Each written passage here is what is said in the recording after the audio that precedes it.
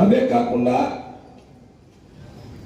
పార్లమెంట్లో బిల్లుని ఎదుర్కోవాలంటే ఒక్క తెలంగాణలోనూ ఆంధ్రప్రదేశ్లోనూ ఎదుర్కొంటే సరిపోదు.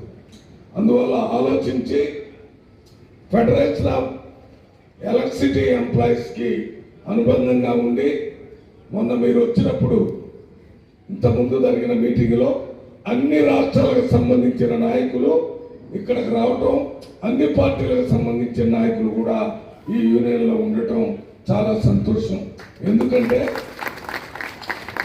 ఎవరైతే కార్మికుల సంక్షేమ అనుగుణంగా పనిచేస్తారో వారి సహాయాన్ని తీసుకుంటామనేది మన యూనియన్ యొక్క ముఖ్య ఉద్దేశం.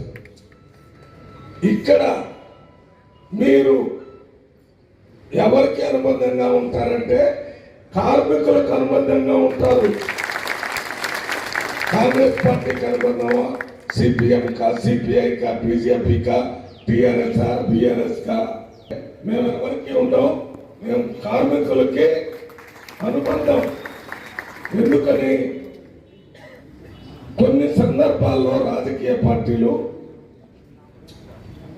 ఆ రాజకీయ అవసరాల గురించి, పరిస్థితుల గురించి కార్మికుల సంక్షేమాన్ని పక్కన పెట్టి రాజ్యాధికారాన్ని, పరిపాలనని కొనసాగించడానికి కార్మికుల సంక్షేమం కొంతవరకు పక్కా పోయేటటువంటి అవసరం ఉంది. అటువంటి పరిస్థితుల్లో మీరు కార్మికుల సంక్షేమమే ధ్యేయంగా ఉన్నటువంటి యూనియన్ కాబట్టి మీకు రాజ్యాధికారం కానీ, పరిపాలన కొనసాగింపు కానీ దానితో ఒక పక్కన ఆలోచించి సంక్షేమాన్ని ఒక పక్కన ఆలోచిస్తే రాజ్యాంగ పరిపాలన కంటే ముఖ్యం కార్మికుల సంక్షేమం అని నిలబడేటటువంటి యూనియన్ కాబట్టి నేను ఒక కార్మికుడుగా, కార్మికుల సమస్యల్ని తెలిసిన వ్యక్తిగా, కార్మికుల నాయకుడుగా నేను సెంట్రల్ గవర్నమెంట్ ఆర్గనైజేషన్కి ఒక పెద్ద యూనియన్ లాయర్తో పోరాటం చేసి అప్పుడు గెలిచాను.